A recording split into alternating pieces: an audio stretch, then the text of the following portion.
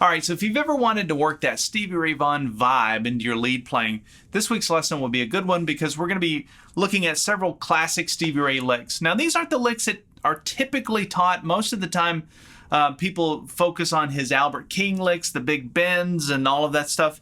And this is a little different approach. And this is more the way that Stevie would play when he's playing over a slow blues, like a song like Tin Pan Alley, for example. And so I tried to model the jam track for this week's lesson in sort of that vibe. So this is a minor key blues played in A minor.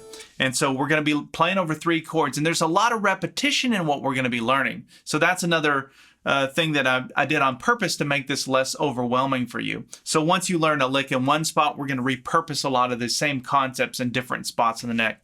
And you're going to find that it's really not that difficult once we break this down. So we're going to break down everything that I played in the intro note for note, and we're going to put it all in context so it's going to make sense to you. Now, if you'd like to practice this by downloading the tablature and also accessing the on-screen tab viewer and having access to the MP3 jam tracks, which I have in 2 keys. I have an extra key, so I have one in the key of C, so you can try transposing everything we're going to learn. It's a really good way to practice this stuff and make it cement. You can get those things by going to activemelody.com, go to the weekly lessons page, and do a search for EP415. And if you're not a premium member yet, look into that. I have 10 years worth of in-depth lessons like this. And if you're serious about learning how to improvise on the guitar, I would recommend you checking it out. So you can go to activemelody.com and check out everything that I have there.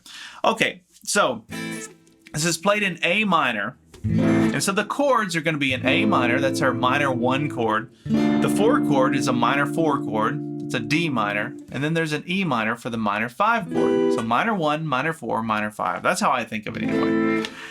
A minor, D minor, E minor. And the first thing that I played goes like this. It's just a quick little strum like that. Now you don't let that ring out. You're just hitting the notes and then ending it by muting with your left hand.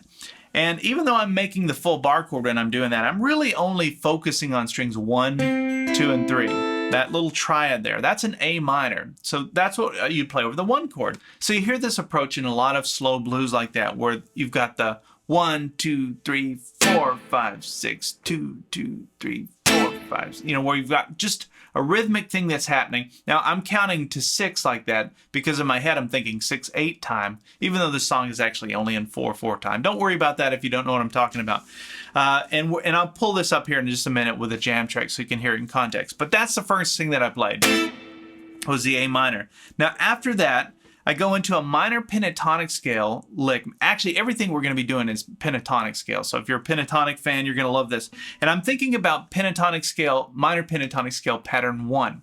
So if that's our A minor, where I'm barring there on the 5th fret, that's the root fret. So that if I'm playing that minor pentatonic scale pattern 1,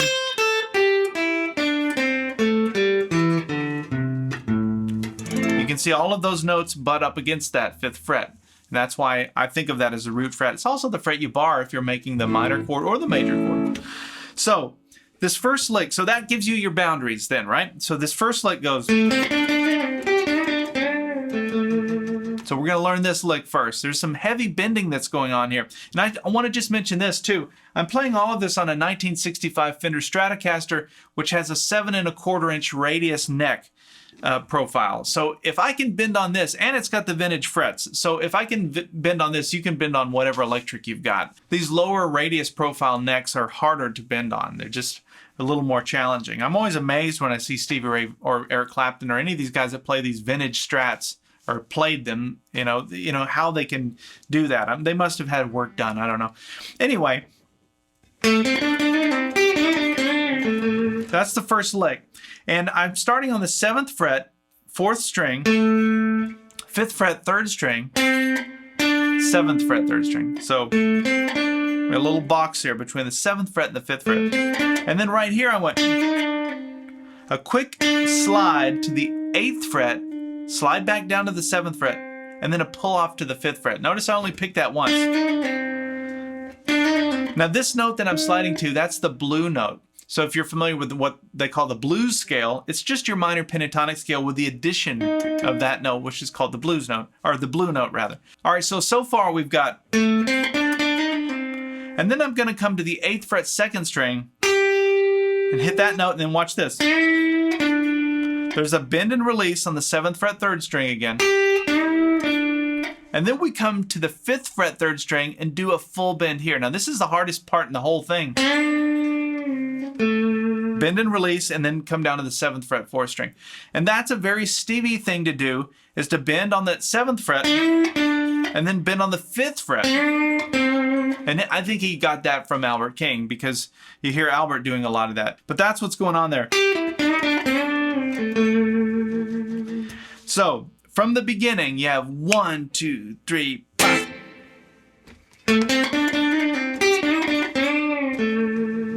All right. Now, as far as the timing of when this comes in, man, that's a really difficult thing to count out, because I do it completely different every time. Just don't worry about that. I'm telling you, you're going to have to trust me on this. Just get the lick down. Think of it as a word. You don't have to worry about when you say the word or what inflection you use on the word. Just try and get the word down. And then you'll be able to work it into a sentence over time. You'll just start to be able to improvise that. But if you can get that lick down, the timing doesn't have to be perfect on that. It's going to work over that A minor chord, no matter how you play it or when you play it. So after that, I went, and this is another classic Stevie thing. So there's the hammer-on between the 5th fret and the 7th fret. And notice the note that's being played there. That's your A note, right? If anything, okay, here's a quick sidebar. When you're playing in chords like this, chord shapes like this, make sure you know where your root note is. So if we're playing an A chord or an A minor chord in this case, you need to know where your 3 A's are in this shape. So you have the 1 on the 5th fret 6th string, 1 on the 5th fret 1st string, but then you've got 1 here. And I'm just saying that because it gives you an anchor point. So when you're playing your lead, whatever you're doing, as long as you kind of come back to that A, you don't always have to. There's no hard and fast rules on that, but it just makes it sound more thought out, I guess. Okay, there's that hammer on, and then, so this will be 5th fret 4th string, and then we're going to walk it down from 7, 6, 5 on the 5th string. And then that last note was the 3rd fret. Now some of you may want to come and hit that note up here, which would be the 8th fret, 6th string. But that whole lick then goes. Okay, the other thing I haven't really talked about is this vibrato, because most of what gives him his sound is his killer vibrato. I mean, he's got, I think, the best of anybody. I know somebody's going to argue, oh, it's B.B. King or whatever, but Stevie Ray's is so perfect. And he can do it with a double stop, those kinds of things. Man, to try and do it the way he does it can really frustrate you. So don't beat yourself up if you can't sound exactly like Stevie Ray when it comes to vibrato. And just remember, your vibrato is your signature sound. So however you do it, whatever your approach is, that's kind of like your voice. All right, let me back it up from the beginning. I'm going to play a slow version then with the jam track so you can hear everything we've learned so far in context.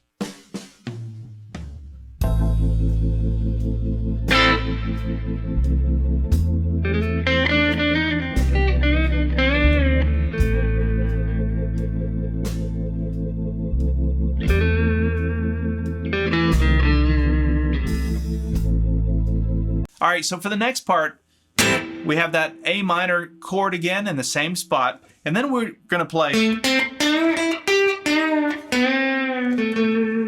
Now, a lot of this is repeated from what we've just learned here. So we're going to go play 7th fret 4th string, 5th fret 3rd string, and then we're going to come to the 7th fret 3rd string and do a full bend there. Match that note on the 5th fret 2nd string, 8th fret 2nd string. All right, so we have, that's another Stevie lick. In fact, he will repeat that a lot of time in like a circular thing.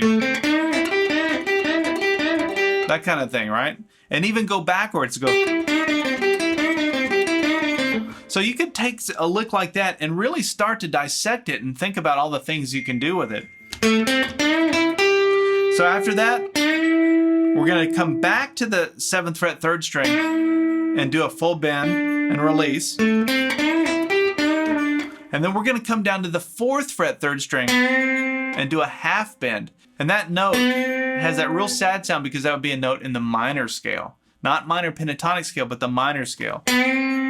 So as a half bend, now remember, you're just trying to hit this note that's 1 fret higher. Release it, and then come down to the 7th fret 4th string. So all together. And then after that, I played strings 2 and 3 on the 5th fret. Just slid it down. And that's the end of that phrase. So that's the end of the A minor part. And then I went. And what I did there was I followed what the bass part did. Because I wrote the jam track, so that's me on the bass part. So I played just to kind of mirror that. I thought that kind of worked. That's not necessarily a Stevie thing. I just thought it kind of worked with the jam track. So that's just going from the 5th fret to the 7th fret. Little hammer on there. And then 5th fret 3rd string. A bend on the 7th fret 3rd string. And then we played 7th fret 3rd string without the bend. And then watch this. Now this is the same thing. I'm playing that same little minor chord burst, but now we've just transposed everything up to here. So I want you to, hopefully you're going to see what's going on here. And this is a technique that Stevie would use quite a bit, where if he's playing the minor pentatonic scale, pattern 1, for an A minor like this, when it goes to the 4 chord, or the minor 4 chord, which would be a D minor, you would come up into this position. It's the same thing we're doing here, but we're going to transpose everything, or slide it up rather, and so that I'm barring now, so that my root fret is on the 10th fret. Now that means all those licks that we just played, you could play now over this. Now this only works over a really slow blues like this. If it was a fast blues and the chords were going by quickly, you wouldn't have enough time to, it wouldn't make sense to your ear to change keys like this. And that's actually what's happening. So when we go to this D minor in this position, we're switching keys for a moment and playing D minor pentatonic. So anyway, so I did the little chord thing there, just strings 1, 2, and 3 on the 10th fret, and then a classic Stevie Ray lick that goes. Now this is a repeat, just like we did down here, right? But this other part, let me show you this. So it's, so picture minor pentatonic scale, pattern 1 for D minor. So we're gonna start on the 12th fret 4th string, and then I'm gonna bar the first 3 strings on the 10th fret, and I'm gonna pick the 3rd string with my pick, and then I'm gonna use my ring finger to pluck the 1st string like this. And then I'm gonna keep that bar there. Ring finger goes down on the 12th fret 3rd string. So you have, hear that? Having that D note ring out while I'm playing the other notes is what gives it that Stevie Ray sound. And I really attribute that sound to Stevie Ray Vaughan. So you have, and then watch this, sliding up to that blue note like we just talked about. And then we come back to the 12th fret 3rd string. So all together.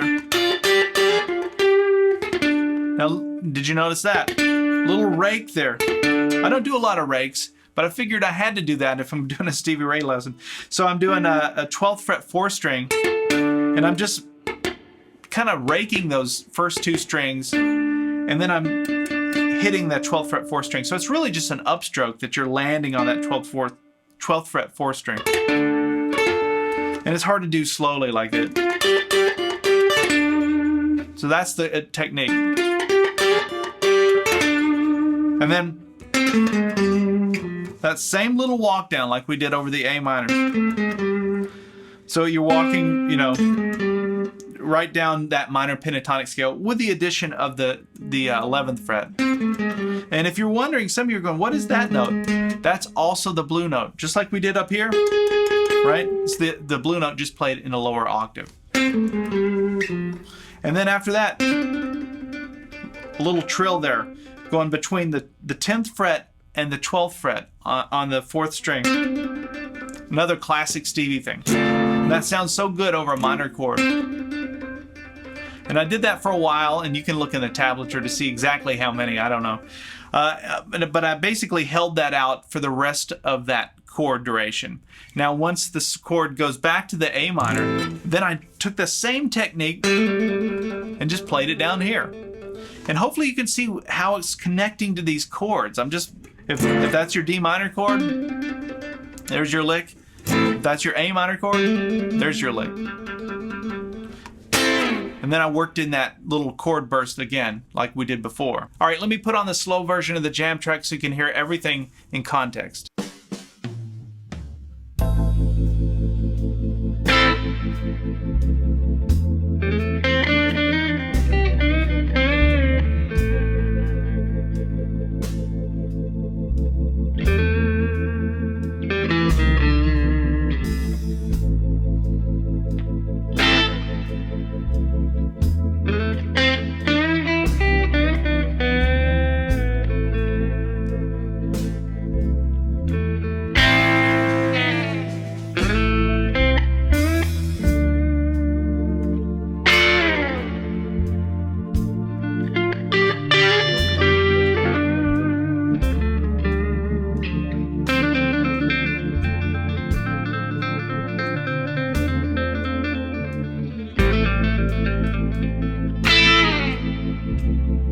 Okay, so the song remains on that A minor, and I played a classic, just a Stevie Ray lick. You got to get this. It's just one, it's not even a lick; it's a note. But the thing is, you got to play it on the 2nd string. Now I could hit it's just an A note, right? So I could hit it on the 5th fret 1st string, but I can't get the same vibrato and the same emotion that I can get by playing it on the 2nd string. Same note. But I'm playing it, that's the 10th fret 2nd string, but when you get to this note, you can slide into it and you can give it more vibrato. And I held that note for a long time. Okay, so after that, then I came up here and went, and by the way, this note is in minor pentatonic scale pattern 2. So you have pattern 1, pattern 2. So that's the note, right? And then I'm going to walk up the top part of pattern 2, which is so 10th fret 2nd string, 8th fret 10th fret on the 1st string. Then I slid up to that 12th fret 1st string. And I hit that a few times. Now the tablature is going to have everything spelled out for you, so I'm not exactly sure how many. All right, so after I played this lick. And that's a 10th fret 1st string, 11th fret. So that's a hammer-on, pull-off, and then there's your 13th fret 2nd string down to the 10th fret 2nd string. So all together, that's a great little lick that's played in pattern 3 of the minor pentatonic. So you got pattern 2 here, pattern 3 is here. Right? So that's what that whole lick looks like. Okay, so after that, then the song goes to the 5 chord, which is your E minor. And I played it up here, and when I played it, I went, just played the notes out of that. So all I'm really doing, I'm just barring the first 4 strings. You can think of it that way, on the 12th fret. And I grabbed my tremolo and just gave it a little bit of a tug there. Now that's kind of a classic Stevie lick, and I don't usually ever use these, but I thought I would work it in for this week's lesson. If you don't have one on your guitar, and you've got a floating bridge, you can just grab the bridge back here and pull it forward. I used to do that quite a bit. You know, you can kind of manually control it that way. If you don't have one on your guitar, just don't worry about it. So anyway, after that, I went. It's the same thing we just did, right? Over that D. We're doing the same thing where I'm hybrid picking. I'm plucking the first string, which is on the 12th fret there. Notice I'm borrowing the first 3 strings on the 12th fret. And then I'm picking the 3rd string. Now after that, I could have played the same thing here. I could have just went down 2 frets. This would be to the minor 4 chord. Could have done that. That would have worked. But just to give you an idea of, and actually to repeat something we've already done, I went, actually I played the notes of the chord, and then I went, that's exactly that same lick as that first lick that we played down here, right? But I'm playing it up here, right? Hopefully you can see that. Now, if you're a premium member, you'll have access to the tab, which will spell all of that out. I'm running out of time here, but that's what I'm doing there. I'm playing that same lick. Then we come back down to the A minor, and I played. And so that's 7th fret, 4th string, and then we go to the 3rd string and play 5th fret, 7th fret. So we have, and we do a full bend there on that 7th fret, 3rd string. And then I honestly did that to give my hand some relief there. That's a hard thing to do, to bend and then hit a vibrato in a bend. Now that bend is 8th fret, 8th fret, 5th fret on the 2nd string. And then I played, so that's 5th fret, 1st string. This is just minor pentatonic scale. So that's 5th fret, 1st string, 8th fret, 2nd string, 5th fret, 2nd string. And then, so that's 7th fret, 3rd string, bend, release, 5th fret, 3rd string. And then all the way down to the 7th fret, 4th string. All right, so after that lick, the final lick goes like this and lands here. So we go 5th fret, 3rd string, 7th fret, 4th string, 5th fret, 4th string, 7th fret, 5th string. And then that note is your E note, right? And just remember that this note is always a good note to land on when you're playing over the 5 chord, because that is the note of your 5 chord in relation to your chords, right? So if that's your 1, 4, 5, there's your note, root note for your 5 chord. All right, so let me go ahead and put on the slow version of me playing through this one more time. I'll play through the entire thing, and then that'll wrap up this week's lesson. And make sure you check out the tablature and the MP3 jam track so you can practice playing all of this stuff if you're a premium member. You can get those assets again by going to activemelody.com. Go to the weekly lessons page and do a search for EP415.